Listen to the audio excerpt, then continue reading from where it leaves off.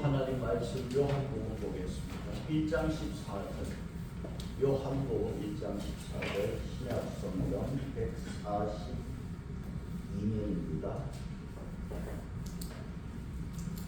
요한복음 1장 14절.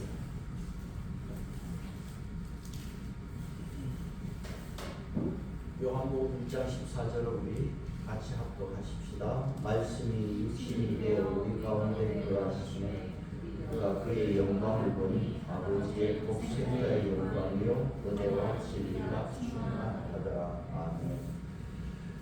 오늘 성탄주일로 지키고 내일 25일은 따로 성탄 예배는 드리지 않겠습니다. 오늘 성탄주일로 우리가 지킵니다. 성탄절은 우리나라에서는 미군 군정 시대에 성탄절을 공휴일로 이렇게 지켰고 1952년에 이승만 대통령이 정식으로 처음 그 공휴일을 제정하면서 이름을 기독 탄신일로 이렇게 해서 공휴일을 지켜왔습니다. 그런데 지금은 참 성탄절이 의미가 다 변질되고 상업주의가 되어버렸습니다. 주일날 어느 목사님이 설교를 하시는데 니고데모가 신부는 세이고 키가 작았습니다. 그는 예수님을 모시고 보고 싶어 했습니다.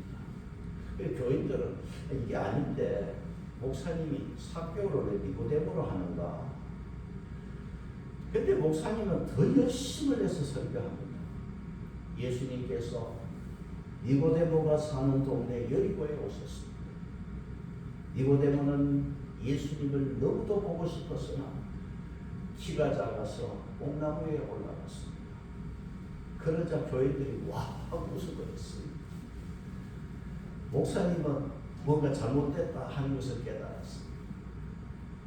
그리고는 순간 재치를 발휘해서 재치있게 그때 마침 삭개오가 나타났습니다. 삭개오는 옥나무에 있는 니고데모를 향해서 야! 그 뽕나무는 내 자리야. 어서 내려와. 그랬답니다. 여러분 뽕나무 하면은 삭개오잖아요. 주인공이 바뀌면 안 돼요. 성탄절 주인공이 예수님인데 산타클로스로 주인공이 바뀌어버렸어요. 역사의 주인공이 바뀌면 안 됩니다. 신약에서 마태, 마가, 누가, 요한 사복음서가 있습니다. 이 사복음서에서 그 복음서의 기록은 예수님의 생애를 기록했어요. 그런데 사복음서 중에 요한복음이 제일 어려워요. 요한복음은 예수님의 탄생 기사가 없어요. 왜 없느냐? 그 이유는 예수님이 하나님 되시기 때문에. 그러니까 예수님이 하나님이시고 예수님의 신성을 말씀하고 있기 때문에 예수님의 탄생 기사가 기록이 여기 요한복음에는 없습니다. 이 신성을 강조하기 때문에 육을 입고 온 육체로 오신 예수님을 요한복음은 기록하고 있지 않습니다. 그렇지만은 요한복음에서 예수님의 탄생 기사는 없지만 예수님이 세상에 왜 오셨는가는 말씀을 하고 있습니다. 1장 18절 보시면은 원래 하나님을 본 사람이 없으되 아무도 하나님을 직접 본 사람이 없어요. 왜냐하면 하나님은 영이시기 때문에. 영이신 하나님을 볼 수 있는 인간은 아무도 없습니다. 하나님을 본 자가 없어서 하나님을 인간은 제대로 인식할 수가 없어요. 그래서 하나님은 독생자 예수를 통해서 친히 사람들에게 보여주십니다. 예수님의 육체야말로 보이지 않는 하나님을 보여주는 도구고 거울이고 화면입니다. 그래서 1장 8절에 계속 보시면 원래 하나님을 본 사람이 없으되 그 다음 뭡니까? 아버지 품속에 있는 독생하신 하나님이 나타내셨느니라. 아버지 품속에 또 하나의 인격체 성자 예수님이 계십니다. 그러니까 성부 하나님과 성자 예수님은 분리할 수 없는 관계인 것을 알 수가 있습니다. 그러면 아버지 품속에 있는 독생하신 여기에 번호가 2번 있죠. 그 밑에는 뭐라고 되어 있습니까? 독생자라고 되어 있습니다. 그러면 이 말씀은 뭐냐 하면 아버지 품속에 있는 독생자가 하나님을 나타내셨다는 것입니다. 그래서 주보에 좀 쉬운 성경으로 이렇게 번역을 제가 기록을 해놨습니다. 주보에 요한복음 1장 18절 쉬운 번역으로 다시 보겠습니다. 같이 봅니다. 아버지 품에 계시는 독생자께서 우리에게 하나님이 어떤 분이신지를 알려주셨습니다. 그래서 독생자 예수님이 이 땅에 오심으로 하나님을 우리에게 알려주십니다. 그래서 요한복음에서 예수님이 이 땅에 오신 목적을 우리가 알 수가 있어요. 예수님은 빌립보서 2장 6절에 그 근본이 하나님의 본체시라고 했어요. 그러니까 하나님과 본질이 같은 분이에요. 예수님께서 내가 그 길이요 진리요 생명이니 나로 말미암지 않고는 아버지께로 올 자가 없다고 했어요. 그 말이 딱 끝나면서 뭐라고 그랬냐면 예수님이 나를 알았으면 너희들도 내 아버지를 알았을 것이다. 그런 말씀을 할 때 바로 제자 빌립이 뭐라고 했느냐 하면 제자 빌립이 주여 아버지를 우리에게 보여주시옵소서. 그리하면 더 이상 바랄 것이 없습니다. 나를 본 자가 아버지를 보았다. 그 말씀을 이해가 안 되는 거예요. 아버지를 보여달라고 그래. 그러면 내가 더 이상 바랄 것이 없습니다. 자, 주보에 보시면 요한복음 14장 9절을 기록했습니다. 예수님께서 뭐라고 그랬습니까? 예수께서 이르시되 빌립아 내가 이렇게 오래 너희와 함께 있을 때 네가 나를 알지 못하느냐? 나를 본 자는 아버지를 보았거늘 어찌하여 아버지를 보이라 하느냐? 예수님은 하나님이시고 예수님을 통해서 하나님을 보는 것만이 참 신을 보는 거예요. 예수님만이 하나님께로 가는 길입니다. 예수님만이 하나님의 실체입니다. 그러면 하나님과 예수님이 본체시면 그 속성도 같은 거 아니겠어요? 그래서 예수님의 제자 요한은 요한복음을 기록했고 요한 서신을 기록했고 요한 계시록을 기록했어요. 그 요한이 요한일서 5절에서 뭐라 했냐 하면 너희가 전하는 소식은 이것이니 너희에게 전하는 소식은 이것이니 곧 하나님은 빛이시라고 했어요. 그러면 이 요한 서신에서 하나님은 빛이라고 했거든요. 그러면 그 요한이 같은 기록한 책 요한복음에서는 뭐냐? 예수님이 하나님의 본체로서 세상에 빛으로 오셨다. 그래서 1장 9절을 보시면 요한복음 1장 9절에 보시면 같이 봅니다. 시작. 참빛 곧 세상에 와서 각 사람에게 비추는 빛이 있었나니 예수님이 참빛으로 세상에 오셨어요. 그러니까 예수님이 참빛으로 세상에 오신 것은 이 세상에 참빛이 필요하기 때문에 오셨어요. 여러분 세상 보세요. 참이 아닌 것이 참 행세하는 사이버가 파헤치는 세상입니다. 참빛으로 오셨다는 말씀은 참이 아닌 것을 버리고 참을 택하라고 하는 여기에 결단을 촉구하고 있습니다. 참빛이 세상에 와서 각 사람에게 빛이었습니다. 이 시제는 계속 비추는 거다. 그러면 예수님이 하나님으로 빛으로 이 땅에 오셨는데 계속 그 빛을 비추고 있는데 그럼에도 1장 10절에는 뭐라고 했습니까? 그가 세상에 계셨으면 세상이 그를 알지 못하였다. 그 하나님이신 예수님이 이 땅에 오셨는데 세상은 그를 알지 못했어요. 그러면 세상이 그를 알지 못했다고 그랬는데 11절에는 누가 또 몰랐어요? 영접하지 않았어요?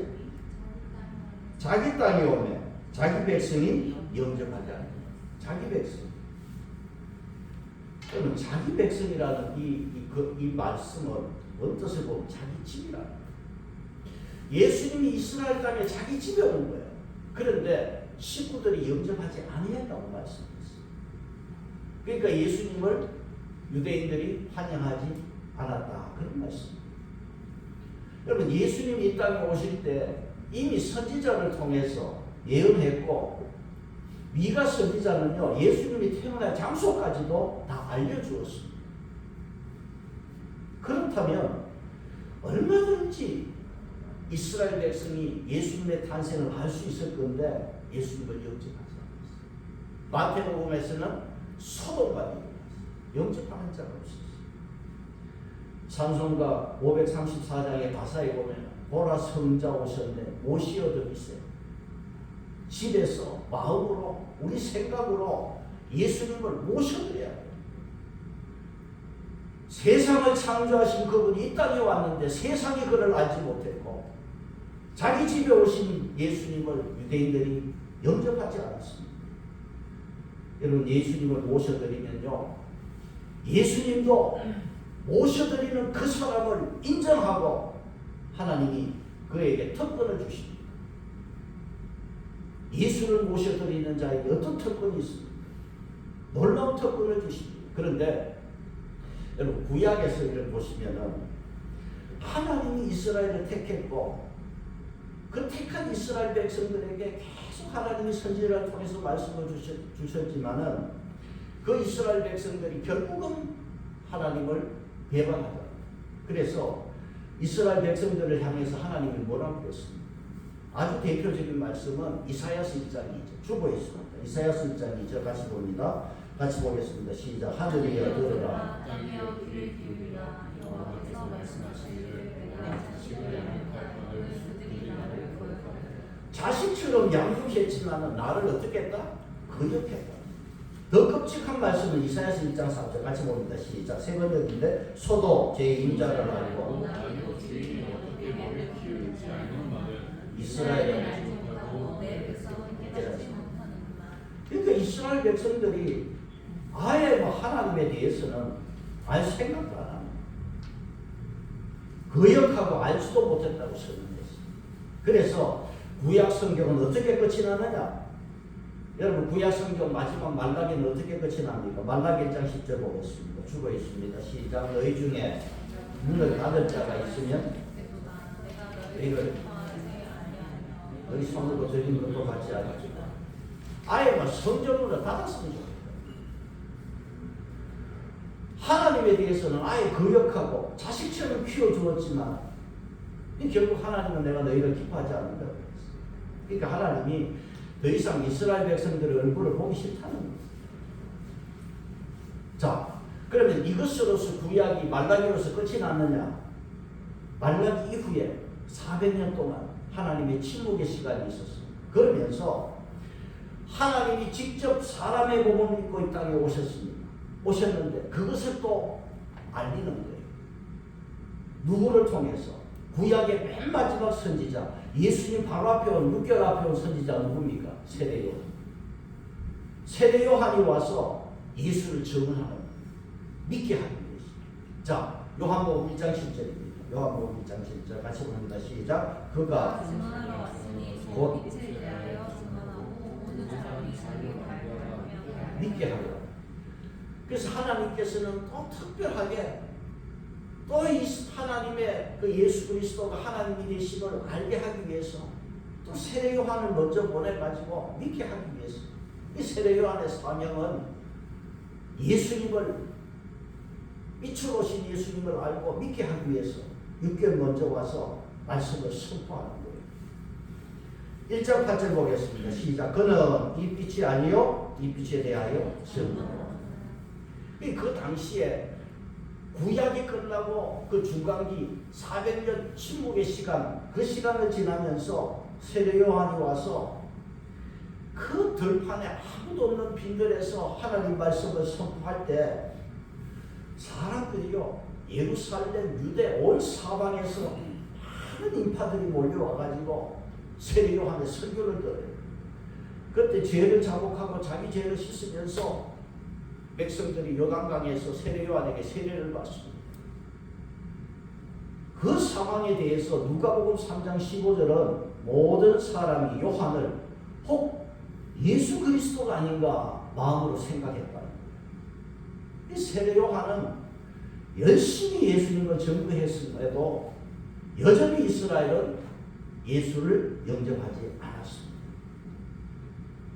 여러분, 예수님 자체, 그 예수님 그분이 하나님에 대한 설명서고 예수님은 하나님을 찾아가는 마침판입니다. 그래서 주보에 요한복음 10장 30절 31절 기록했습니다. 같이 보겠습니다. 요한복음 10장 시작. 나와 아버지는 유대인들은 예수님이 그 사람들 앞에서 내와 하나님은 하나다, 그 말에 대해서 이게 믿어지지가 않는 거예요. 그래서 도리어 신성모독죄로 예수님을 돌로 치려고 했어요. 얼마나 안타까워요. 결국 유대인들은 예수님을 어떻게 했어요? 십자가에 못 박아 죽였어요. 유대인들은 말구에 태어나신 예수님, 목수의 아들 예수, 하나님으로 믿을 수가 없었고 하나님으로 대하지 않았습니다. 그러니까 세상도 이스라엘도 이 땅에 오신 예수님을 영접하지 않습니다. 영접하는 자에게는 뭘 준다? 특권을 주십니다. 특권을 주는데 영접하는 자가 없어요. 여러분, 그 특권은요, 예수를 영접하는 자에게는 하나님 가문에 그 이름이 올라가는 특권입니다. 1장 12절로 가겠습니다. 요한복음 1장 12절 시작. 영접하는 자 곧 그 이름을 믿는 자에게는 하나님의 자녀가 되는 권세를 주십니다. 유대인이나 이방인이나 예수를 영접하는 자에게는 뭐를 준다? 하나님의 자녀가 되는 권세를 주십니다. 그러면 이 세상도 유대인들도 예수를 영접하지 않았는데 영접하는 자는 그럼 어떤 사람이냐? 여러분, 1장 12절에 영접하는 자는 곧 어떤 사람이라고 그랬어요? 믿는 자예요. 영접하는 자는 곧 예수를 믿는 자. 그 사람에게는 권세를 주십니다. 하나님의 자녀의 권세를 주시는데, 자, 1장 13절로 갑니다. 시작. 이는 혈통으로나 오직 하나님께로 난 자들. 그러면 예수 믿는 거요, 이게 쉽지 않다.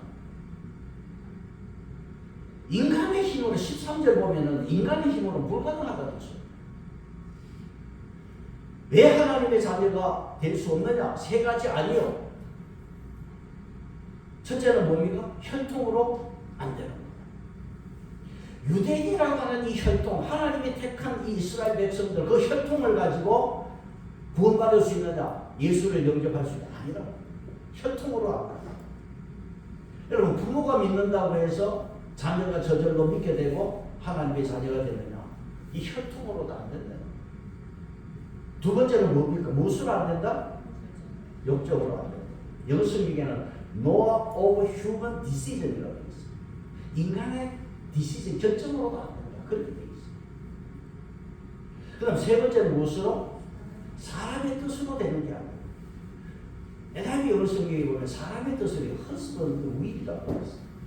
남편의 의지로. 남편의 의지로 마누라가 예수 믿는 게 아니고 아버지의 의지로 자식이 믿는 게 아니고, 그래서 남편의 의지, 이 사람의 뜻이라는 것을 남자의 뜻으로 이렇게 또 번역을 하고 있습니다. 그러니까 결국은 온 세상 사람도 유대인도 예수를 영접하지 않았습니다. 이것은 인간의 노력과 의지나 수양이나 자기 결심으로 예수를 영접하는 것이 아니라는 거예요. 안 된다는 거예요. 그러면 하나님의 자녀가 되는 한 가지가 뭡니까? 13절 끝에 뭡니까? 오직 하나님께로부터 난 자들. 좀 아주 쉬운 번역은 하나님이 그들의 아버지라는 사실 때문에 하나님의 자녀가 된 것이다. 그렇게 번역을 합니다. 여러분, 예수님을 내가 선택해서 내 의지로 예수님을 믿을 수 없다. 내 스스로 내가 결정해서 내가 내 의지로 믿을 수 있다고 생각하는 것은 착각입니다. 현실로 보면 여러분 진짜 예수 믿는 사람 많지 않아요. 한국 사람들요 여러분 찌개 좋아합니다. 왜 좋아합니까? 보글보글하니까 찌개 좋아해요. 요즘 교회 예수쟁이들 찌개 좋아해요. 왜? 보글보글합니다. 보글보글이 아니라 보글보글. 여러분 교회가 지금 사업상 교회 다니고 사업상 필요해서 향후에처럼 변해버리고 교회들마다 텃세 얼마나 심하지. 예수 믿는 자들 사실 보면 얼마 많지 않습니다. 그래서 내가 예수를 영접하고 내가 예수를 믿는 이 자체가 이게 기적입니다. 세상에 오신 예수님을 영접하고 믿는 것이 얼마나 큰 축복인지. 사도행전 13장 48절에 영생을 주시기로 작정된 자가 다 믿더라고요. 그러면 오늘 성탄주일 예배를 드리면서 우리 신앙을 한번 점검해봐요. 우리가 예수를 믿는다고 하나님께서 무슨 도장을 딱 찍어줄 것도 없어. 예수 믿을 때 우리가 신학적으로 성령이 인쳐주셨기 때문에 믿는다고 그래요. 그런데 성령께서 이렇게 도장을 찍어주는 것을 여러분 본 적이 있습니까? 그걸 느낀 적이 있습니까? 없잖아요. 내가 예수 믿을 때 세례 받을 때 뭐 내 머리 위에 뭐 무지개가 떴습니까? 예수님처럼 요단강에서 세례를 받고 올라오실 때 물에서 올라오실 때 비둘기가 하늘에서 내려서 그렇게 성령이 비둘기 형상으로 내려앉았던 그런 모습이 우리에게 있었느냐 말이지. 없잖아. 내가 예수 믿어서 교회 와서 예배 드리지만은 믿는 자에게 무슨 분명한 증명서가 없어요. 그래서 믿음 생활 하다가 흔들리는 사람들이 참 많이 있습니다. 중요한 것이 뭡니까? 예수 믿는다는 것은 하나님으로부터 내가 태어난 자고 하나님께 속한 자라고 하는 것. 이 사실이 기적이고 이 사실을 여러분 믿을 때 우리 신앙이 흔들림이 없습니다. 그래서 우리가 오늘 꼭 기억할 것은 예수 믿는 것이 기적이고 내가 어떤 사람이다? 기적의 사람. 우리는 예수 믿는 이거 하나로도 엄청난 기적을 경험한 사람이기 때문에 여러분 보세요. 혈통으로 육정으로 사람의 뜻으로 될 수 없다고 그랬습니다. 하나님은 사랑하는 자들에게 여러분 분명히 하나님은 축복해 주시는 걸 믿습니다. 우리 생애를 간섭하시고 가장 좋은 것으로 하나님은 주실 것입니다. 그러나 어떤 축복도 예수 믿는 이 기적을 능가하지는 못하다는 것입니다. 이 땅에 오신 예수님을 믿는 이 하나가 얼마나 대단하고 자랑스러운 것인가를 오늘 성탄절을 통해서 우리가 믿고 깨닫기를 바랍니다. 우리는 하나님을 아버지라 부르는 이런 권세, 놀라운 권세를 받은 이 반열에 서 있는 사람인 것을 오늘 여러분 꼭 기억하시기를 바랍니다. 요즘은 개를 키우는 사람들이 가정들이 많아요. 보니까 개도 한 마리, 두 마리, 세 마리 개도 많이 키우더라고요. 전에는 애완동물을 했지만 요새는 뭡니까? 반려견이잖아요. 개를 자식처럼 같이 자는 사람도 있고, 얼마 전에 TV 보니까 개한테도 한복이 있더라고요. 그러니까 한복 입고 개 보고도 엄마 간다 그래서 개가 자기가 개 엄마라고 그러고. 동물농장을 자주 보는데 삼계탕이 먹기 싫어. 왜냐하면 요새 보니까 개 보양식이 삼계탕이 해주더라고요. 그러니까 요새는 삼계탕이 사람 먹는 게 아니고 개가 먹는 보양식처럼 보입니다. 여러분, 개가 아무리 주인의 사랑을 받고 주인이 삼계탕을 해주고 한복을 입혀주어도 개가 사람의 권세를 받을 수는 없어요. 아무리 주인이 잘해줘도 개가 내가 사람의 권세 받았다고 자랑하는 거 여러분 보았습니다. 주인이 사랑해주고 이뻐해줘도 개는 개입니다. 오늘 우리는 예수를 영접하고 예수를 믿는 자에게는 하나님의 권세를 받은 자들이고 하나님의 특권을 가진 자라는 것을 여러분 기억해야 합니다. 하나님을 영접한 하나님의 자녀에게 그 권세가 묻겠습니다. 로마서 8장 28절 주보에 있습니다. 같이 보겠습니다. 주보 로마서 8장 28절 우리가 알거니와 하나님을 사랑하는 자 그 뜻대로 주를 입은 자들에게는 무엇이 하나님을 사랑하는 자 그 뜻대로 부르심을 입은 자들에게는 어떻게 된다? 모든 것이 합력하여 서는 이 특권이고 권세입니다. 제가 소화가 좀 안 돼서 가는 이제 혈압약 타는 병원이 있어서 갔다 약을 처방해줘. 일주일분 하루에 3번. 그러니까 하루분에 4개 내알이 들어있어. 내알이 들어있는데 하얀색 2개, 초록색 하나, 파란색 한 개, 4개가 있어. 약 성분도 저는 몰라요. 하나는 길쭉하고 2개는 동그랗고 하나는 캡슐이고 그 약이 어떤 성분인지 난 몰라. 밥 먹고 한 봉지 털어 먹었어. 시키는 대로 먹었더니 그 약 내알이 합력하여 속이 편안하더라고요. 여러분 하나님의 부르심을 입은 자들은 하나님이 우리를 보고만 있는 것이 아니라 합력하여 성을 이루십니다. 이게 우리에게 주시는 특권입니다. 하나님의 부름을 입은 자에게 주시는 축복이고 은혜인 줄로 믿습니다. 또 하나님께 난 자에게 주시는 축복 중에 하나는요.